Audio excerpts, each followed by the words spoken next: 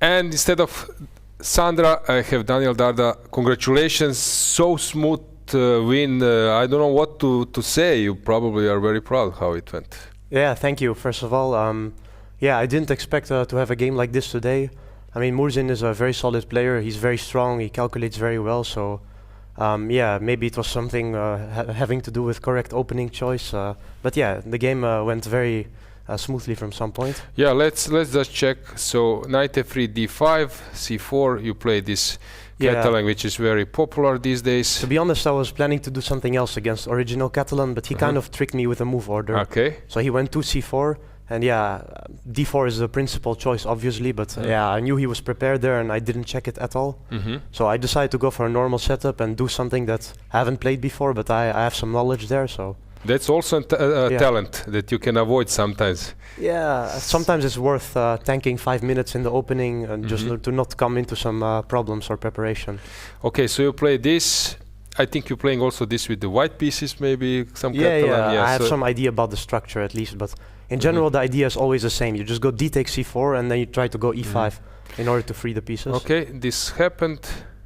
Yes, so here I was still kind of in book e5, d5, and here multiple moves are okay, but I like this knight d4. It's kind of you get these strange positions because you can of course go knight b8, yeah, but and then knight goes to d7. This is old style. Yeah, the plan is like obvious, let's say, but knight d4 is interesting. You move towards the center. So yeah, knight d2 principle to not change pieces.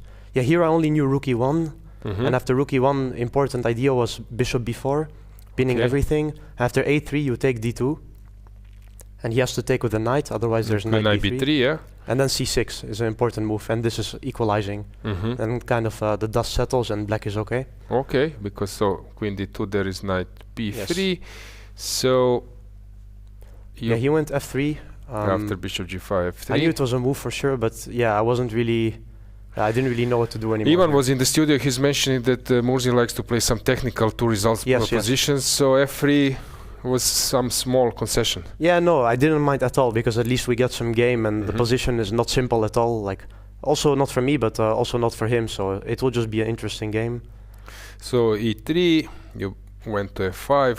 Some normal moves. Yeah, here I like this move, a5 actually. So at this moment, what was your assessment of this position? You already knew that it's equal, or that you can start playing a little bit more for a win already? I have no idea. I was not thinking about the result. I just wanted to make the moves, but I thought I should be fine just, but still my knight is a bit awkward on f5, but also his knight is a bit strange. Just to interrupt you, we have a result in Arjun versus Kaimer. It was a really bad game from Vincent's side out of the opening, but it was a great game afterwards from Arjun's side. Yes, yeah, there was some opening preparation involved, And yeah, let's go back with the board. So you pushed a5, a4, which is always useful to create some winning chances. Some space, I've seen this. Yeah, here I played queen d8. I believe I used like 17 minutes or something just to come up with queen d8, which looks quite stupid, but it's brilliant. From stupidity to brilliancy. Yeah, now I look brilliant, because I win, but I don't know. Like my whole point was I was very annoyed if I would go b5, let's say. He would take knight c takes d6, cd, and then every time there's this rook c7, And then he's kind of, I was worried he could enter somehow, and yeah, my goal was kind of a prophylactic move, not to allow this, and then I could go queen b6. That's why I wanted the queen on d8 somehow. Problem solving, so this was the concept. So queen d8, problem solved. Here there's one important detail, by the way. If he goes bishop h3, trying to pin me, I have some tactics with knight takes g3. And then I attack his pieces, so bishop take d7, there's knight takes e4. Okay. Black is winning. Okay, some intermezzo move. Yes. Okay, so he went for, after queen d8, he went for knight d6. Yeah, here I thought this was already like kind of a mistake by him, because I get my play now and I have a lot of flow. I go queen b6, rook a5, my pieces are immediately coming to life.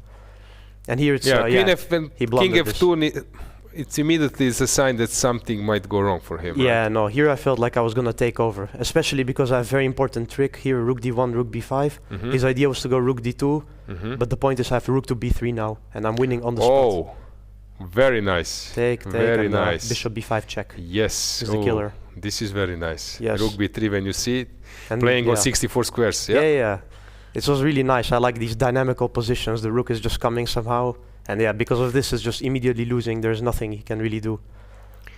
Even rook c8, he cannot go rook c1 because I'm just winning the e3 pawn. If I change on c1 and then knight take e3, it's just gonna be mate very soon. Needs to stay on e3. Yes. On e file, bishop f1 and rooks. I don't know. It looks like like a masterpiece. Yeah, I like the end position, how my pieces are. Daniel, you're having some tough period. 2 years ago, winning a medal at the European Individual, last year same, and suddenly this year you dropped some rating. Is this maybe a game?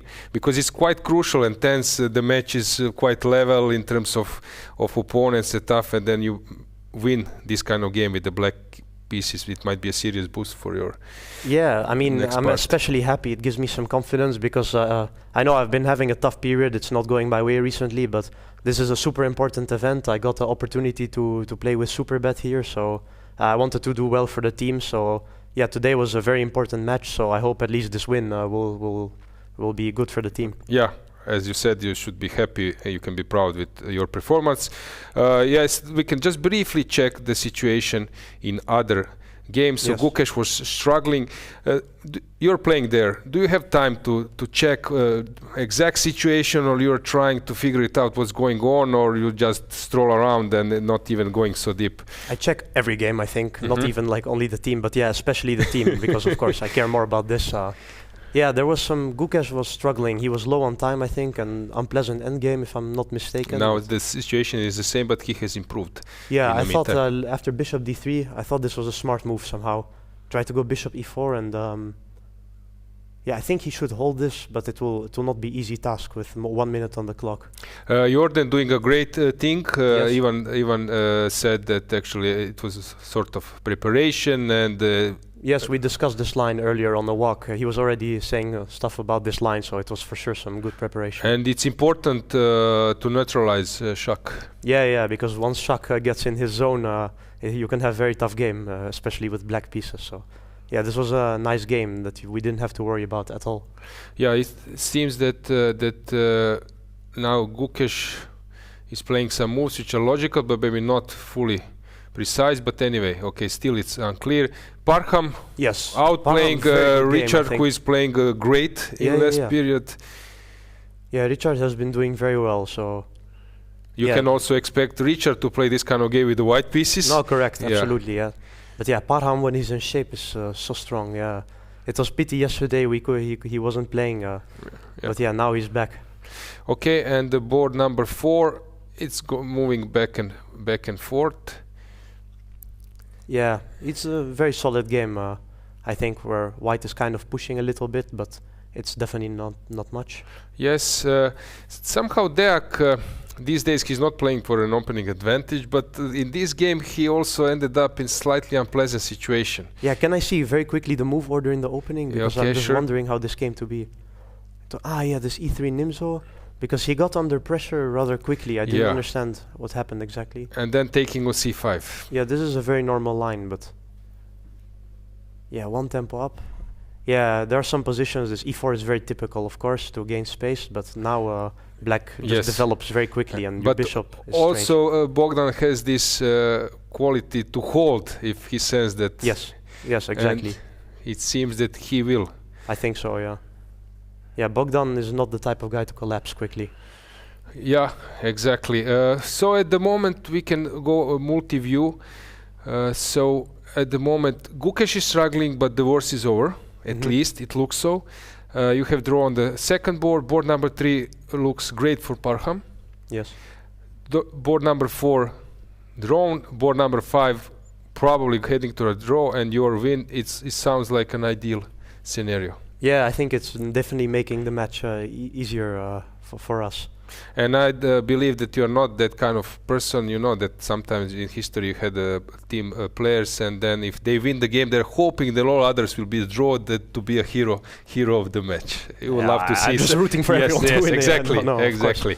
We can use all the points that we can get. Exactly. Okay, Daniel, thanks for showing your game. Of course, in future also feel free to join the studio. Guys, we will come back to check last moments before the time trouble. Thanks for having me.